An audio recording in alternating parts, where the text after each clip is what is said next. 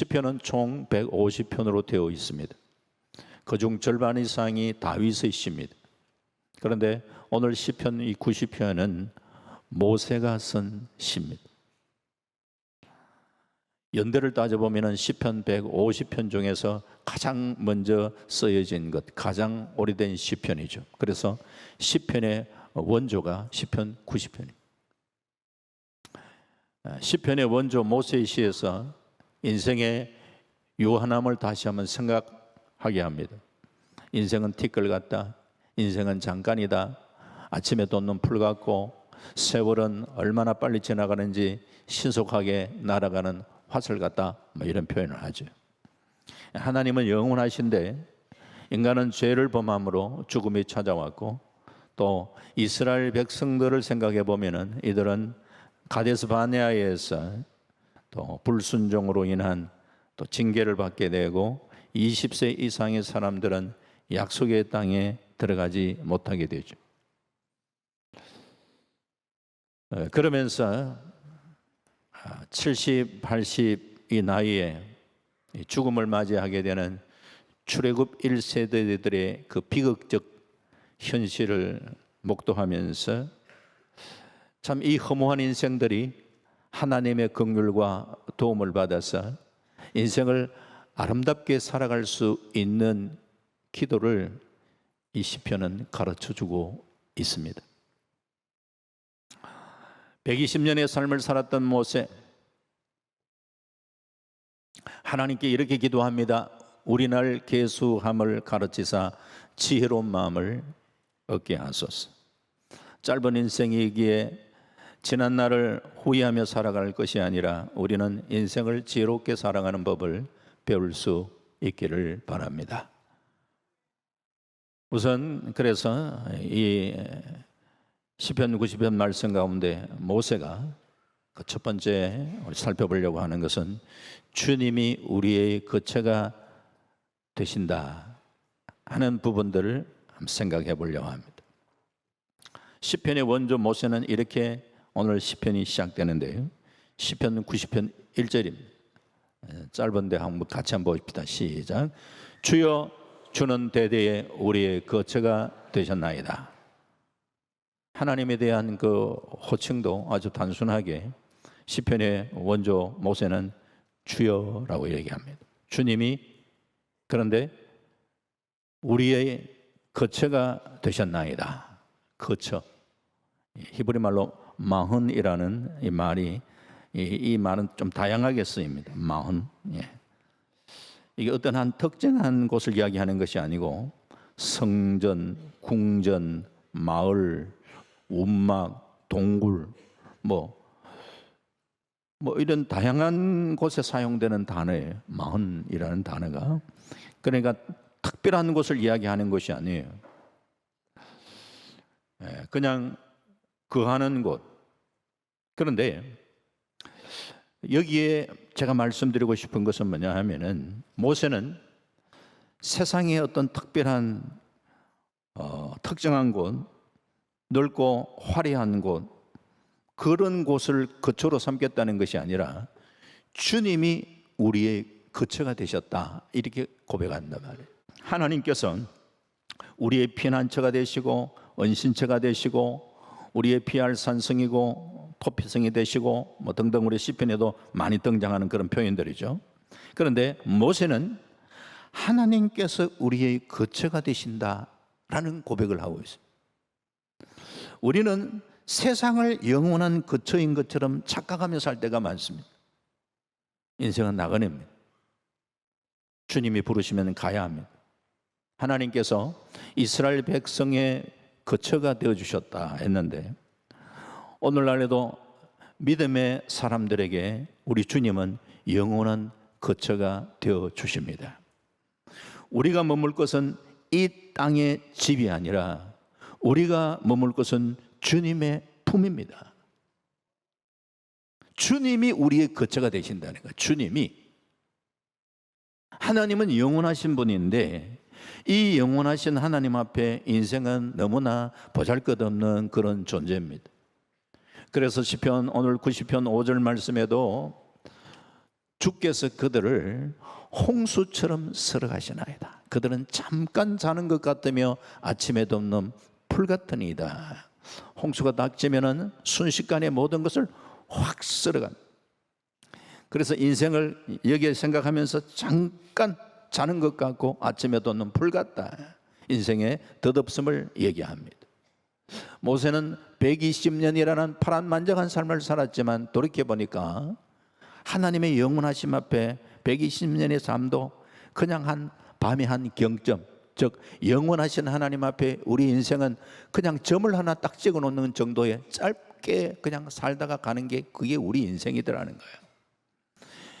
정말 이것을 우리가 생각한다면은 우리가 이 세상을 살아가면서 그렇게 아웅다웅할 필요가 있겠습니까? 너무 화를 내고 그렇게 다투고 그렇게 할 필요가 있겠습니까? 잠시 점 찍고 가는데 너무 욕심 부리며 살 필요가 있겠냐? 인생의 허무함을 알아야 하나님께 우리는 소망을 제대로 두고 살아갈 수 있습니다. 믿음의 조상 아브라함도 굉장히 거부였어요. 하지만 그 땅에 집착하며 살지 않았고 더 나은 본향 하늘나라를 사모하며 살았어요. 요셉은 애굽의 총리까지 지냈지만 죽을 때에 애굽에 묻히기를 원하지 않았습니다. 약속의 땅 가나안을 바라보면서 약속의 땅에 나중에 나를 거기에다가 묻어달라 얘기를 하잖아요. 초대교회 성도들은 예수님의 재림이 그들의 삶의 소망이었습니다. 그래서 핍박도 이기고 고난도 견딜 수 있었습니다. 영원한 천국의 소망이 그들의 가슴 속에 가득 차 있었습니다. 이에 비해 현대교회는 너무나 세속화되어 가고 있다, 이 말을 많이 우리는 듣습니다. 그런 지적을 받고 있습니다. 교만하게 우리가 한번 우리를 돌아봐야죠. 성도들은 죄사함, 지옥의 심판, 예수님의 십자가 보혈, 천국에 대한 그런 과연 소망이 확실하게 있는가? 그런데 그런 소망들이 희미해지고 있다, 이런 얘기들을 많이 듣습니다. 오늘 우리 인생에 가장 중요한 일이 있다면 내 인생 마지막 날 내가 하나님 앞에 섰을 때 하나님 앞에서 나는 과연 어떠한 평가를 받을 것인가라는 것을 생각하며 살아야 돼요. 이 땅에서 성공하는 것도 중요하지만 십자가의 보혈과 죄의 용서, 하나님 앞에 어려워지고 하나님의 거룩한 성품을 닮아가는 것이 얼마나 소중한가 깨달으며 살아요. 홍수처럼 쓸어가 버리고 많은 인생의 유한함을 알았을 때 모세의 간절한 소망은 12절에 지혜의 마음을 얻게 해달라고 기도하는 거예요. 이 유한한 인생을 살아갈 때에 하나님이 주시는 지혜를 가지며 살아야 되겠구나. 역사 이래 모세처럼 위대한 지도자가 또 어디 있겠습니까? 이 모세의 이름 앞에는 하나님의 사람이라는 수식이가 이렇게 하나님의 사람 모세 이렇게 이야기하잖아요. 모세는 하나님을 직접 대면한 사람.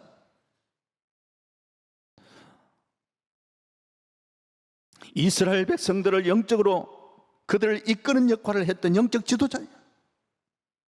이 모세가 세상을 살아가면서 지혜의 마음을 가져야 되겠구나, 지혜의 마음을 달라고 그렇게 기도하는 거예요. 이 기도는 모세의 기도만이 아니라 저와 여러분의 기도가 될 수 있기를 주의 이름으로 축원합니다. 모세가 고백했던 것처럼 우리는 하나님이 우리의 거처가 되십니다, 하나님이 우리의 거처가 되십니다라는 그런 참 이 기도를 하면서 지혜의 마음을 가지고 믿음으로 살아갈 수 있는 저와 여러분이 되시기를 주의 이름으로 축원합니다. 그리고 두 번째, 지혜를 구하되 남은 날을 계수하면서 지혜롭게 살아야 돼요. 남은 날을 계수하면서. 시편 90편 10절에 모세는 우리의 연수가 70이요 강건하면 80이라도 그 연수의 자랑은 수고와 슬픔뿐이요 신속히 가니 우리가 날아가나이다. 모세가 말한 70, 80 인류 전체의 생물학적 평균 수명 통계를 낸 것이라고는 말할 수가 없어요. 그냥 일반적으로 한 70, 80 산다고 얘기를 하는데, 그런데 이 70, 80이라고 했던 얘기 가운데는 이 말씀을 하기에 바로 앞구절의 말씀을 보면요, 이런 말씀이 있습니다. 시편 90편 9절에 우리의 모든 날이 주의 분노 중에 지나가며 우리의 평생이 순식간에 다하였나이다. 천년도 밤의 한순간처럼 여기시는 영원한 하나님 앞에 불신앙의 죄와 심판 안에서 특별히 이스라엘 백성들이 하나님 앞에 범죄함으로, 인류 전체가 사실은 범죄함으로 죽음이 찾아왔지만서도 모세의 입장에서 생각해 볼 때에 참 이스라엘 백성들이 하나님 앞에 불순종함으로 20세 이상의 사람들이 광야에서 죽어나는 모습들을 그는 직접 목도했을 것 아니에요.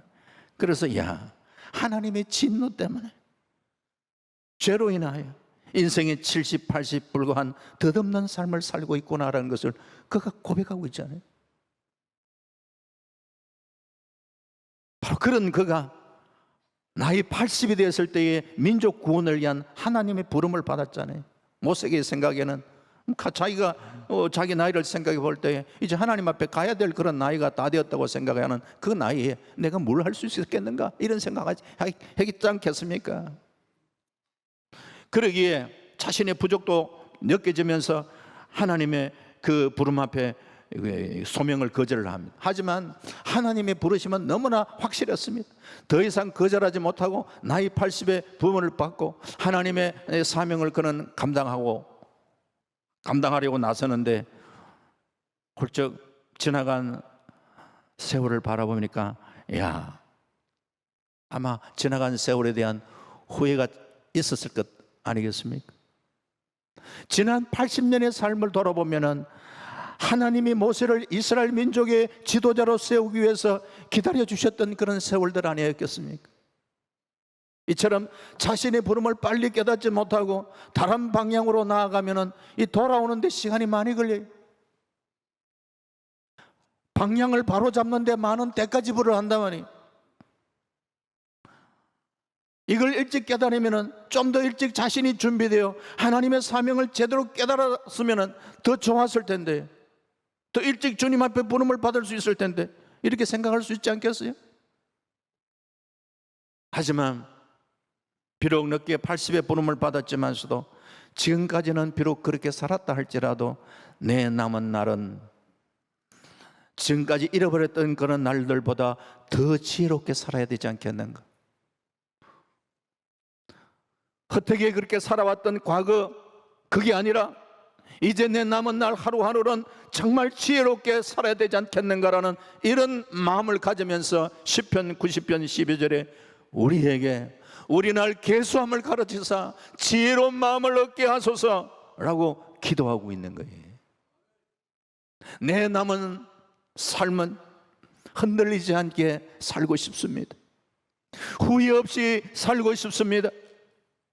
그의 기도대로 그의 남은 삶은 지금까지 생애보다도 그는 더 값지게 쓰임받는 그런 삶을 살았어. 어쩌면 그의 인생에는 하루하루가 그의 인생의 마지막이 될지 모른다는 그런 삶을 살았다고 생각을 합니다. 그럼에도 불구하고 80의 노인네가 하나님의 부름을 받아 그가 했던 일 가운데에 40일을 금식하며 하나님으로부터 직접 계명을 받았던 적도 있습니다.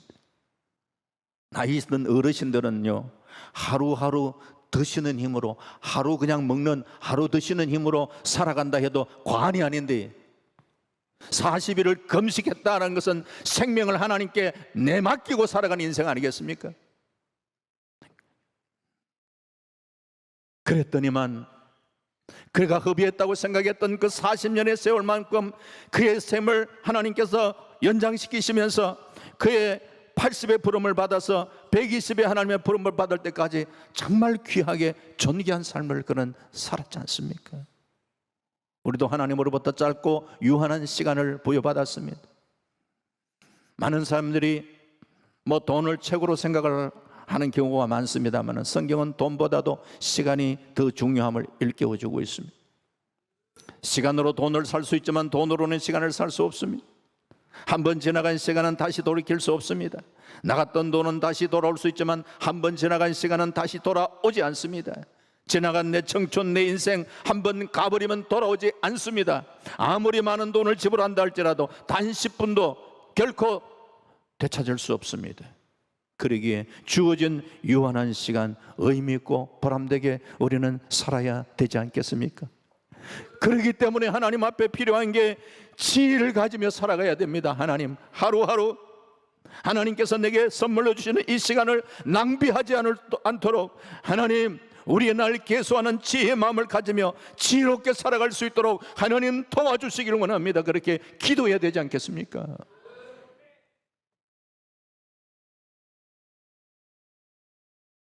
때로는 인생에 알지 못하는 홍수가 막 덮칠 때도 있겠지만 시편 32편 6절 말씀에 이로 말미암아 모든 경건한 자는 주를 만날 기회를 얻어서 주께 기도할지라 진실로 홍수가 범람할지라도 그에게 미치지 못하리로다.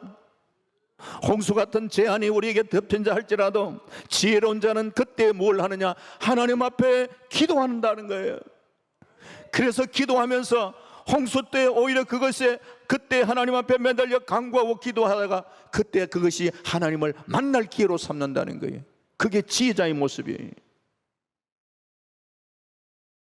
인생의 홍수가 몰아닥칠 때에 하나님의 사람들은 깨어 기도하는 기도의 삶을 살아갈 수 있기를 다시 한번 주의 이름을 축원합니다. 우리는 우리 앞길을 예측할 수 없습니다. 그러기에 하나님께서 지금 주어지는 지금의 시간을 소중하게 생각해야 합니다. 다음에 기회가 있을 수 있지만 다음에 기회가 없을 수도 있어요. 불확실한 미래에 우리 삶을 맡길 수가 없잖아요. 확실한 것은 내게 지금 주어진 시간이, 오늘 나에게 주어진 하루를 소중하게 여기고 지금 나에게 주어진 단 한 번의 기회를 소중하게 여기고 지금 나와 함께하는 한 사람 한 사람을 소중하게 여기며 살아간다면 우리 인생을 우리는 후회하지 않게 살 것입니다. 지금 내가 하고 있는 생각, 지금 내가 하고 있는 말, 지금 내가 하고 있는 행동이 다른 사람에게 또 앞으로 혹 몇 년 후에 아니면 내 인생을 마치는 날에 어떤 영향을 끼칠 것인가 좀 한번 생각하면서 우리가 말하고 행동하는 지혜가 필요하지 않겠어요? 무엇보다도 우리는 감정에 휩쓸리지 마시고 감정적으로 결정하지 말아야, 하나님의 뜻과 관계없이 나의 감정과 자존감, 자존심을 따라서 결정한 일은 항상 후회가 따르기 마련이에요. 내 자식들 앞에서나 다음 세대에 부끄럽지 않는 삶, 궁극적으로 하나님 앞에 섰을 때 이 부끄럽지 않는 그런 삶을 살아가기를 우리는 원한다면 하나님 앞에, 하나님, 이 나를 계수하는 지혜의 마음을 간직하고 하나님 앞에 지혜를 구하고 후회 없이 살아갈 수 있도록 해달라고 늘 주를 의지하면서 믿음으로 신앙으로 살아갈 수 있기를 주의 이름으로 축원합니다. 마지막으로 세 번째, 이런 유한한 삶을 살아가는 우리들이 구해야 할 기도가 있는 거예요. 모세는 주의 인자하심이 우리를 만족케 하는 삶을 구하고 있습니다. 주님의 인자하심, 중요한 얘기입니다. 모세는 세월의 빠름과 인생의 덧없음을 깨달으면서 하나님 앞에 이렇게 기도하고 있습니다. 이 기도는 제가 너무 좋아하는 기도입니다. 저는 여러분들이 이 기도를 자주 드렸으면 좋겠습니다. 시편 90편 14절 말씀입니다. 우리 함께 같이 한번 기도하는 마음으로 읽어봅시다. 같이 시작. 아침에 주의 인자하심이 우리를 만족하게 하사 우리를 일생 동안 즐겁고 기쁘게 하소서. 아멘. 모세는 굉장한 기도를 하고 있지 않습니다. 이스라엘 위대한 지도자가 되게 해달라고 그렇게 기도하고 있지 않습니다. 모세의 간구, 모세의 기도는 정말 소박합니다. 아침마다 주의 인자하심, 그 주의 인자하신 사랑으로 나를 만족해 해달라고 그렇게 기도하고 있습니다. 그래서 우리의 일생 동안 그 주님의 인자하심으로 즐겁고 기쁘게 살아갈 수 있도록 도와달라고 기도하고 있습니다. 만족한다, 히브리 말로 사바라는 말, 완전한 충만함을 의미합니다. 인간은 끊임없는 상황, 물질, 타인의 인정, 이런 부분들로 자신이 뭔가를 채워보려고 합니다. 그러나 영원한 만족을 그것은 주질 못합니다. 주의 인자하심으로 만족하는 삶을 살아가는 것은 외부의 환경이나 어떤 조건이 아니라 하나님의 변함없는 사랑 그 자체로 우리의 영혼이 만족함을 누리는 상황을 얘기합니다. 즉 어떤 조건이 아닌 존재로 채워지는 삶, 하나님 당신의 사랑으로 우리의 심령이 채워질 때에 진정한 만족과 기쁨을 누리는 삶을 얘기하는 거예요. 모세는 그것이 어떤 한 순간만을 이야기하는 것이 아니라 눈을 뜨면서 아침에 주의 인자하심으로 우리를 만족하게 하사. 주님, 날마다 눈을 뜨는 하루하루, 과거의 후회나 미래의 불안에 갇혀 그렇게 살아갈 것이 아니라 매일 아침에 눈을 뜨면서 나를 향한 하나님의 사랑을 바라보는 거예요. 하나님이 나에게 찾아와 주시고 그 하나님의 사랑을 내가 새롭게 발견하면서 하나님을 신뢰하며 그는 하루를 새롭게 시작하는 거예요. 인생의 허무함과 유함을 느낄 수 있는 그 인생 가운데에 매일 아침 나에게 찾아오시는 그 하나님의 변함없는 사랑을 의존하면서 내 영혼이 그 주님의 사랑으로 만족하고 기뻐하는 그런 삶을 기도하고 있는 거예요. 광야 생활을 통하여 인생이 무엇인지를 누구보다도 절감했던 사람이 바로 모세가 아닙니까? 고통과 좌절의 깊은 밤을 지나면은 아침에 주의 인자하심이 찾아온다. 절망의 밤이 지나면은 여지없이 새날이 찾아온다. 그 희망을 가지면서 하루하루 눈을 뜨면서 하루하루 찾아오시는 그 하나님의 인자하신 사랑을 기억하고 그 사랑으로 비록 유한한 인생, 허무한 인생이지만 아니야, 날마다 나에게 찾아오시는 그 주님을 의지하면서 기쁨과 즐거움으로 나는 하루하루를 살아가리라. 그게 우리의 인생이 되어야 되지 않겠습니까? 우리 앞에 주어지는 우리의 환경들, 눈을 뜨면은 환율은 올라가고 물가는 올라가고 유가는 올라가고 거리를 왔다 갔다 해보면은 가게 문 닫는 곳이 점점 늘어나가는 것 같고, 이런 팍팍한 참 쉽지 않은 그런 시대를 우리는 살아가고 있지는 않습니까? 하지만 이 어둠은 지나가고 눈물 골짜기도 지나가고 고통과 아픔과 분노도 지나갈 것입니다.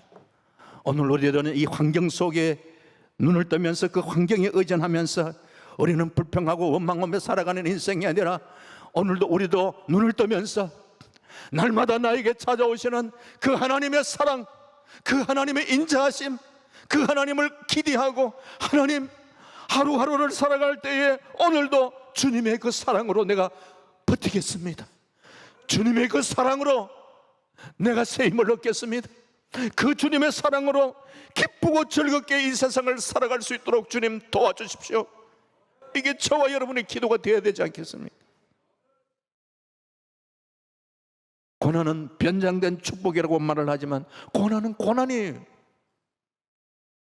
다만 그 고난으로 인하여 주의 윤례를 깨닫게 되었다면 물론 그 고난이 축복이 되어진다는 그런 말씀이라는 걸 이해는 하고 있습니다.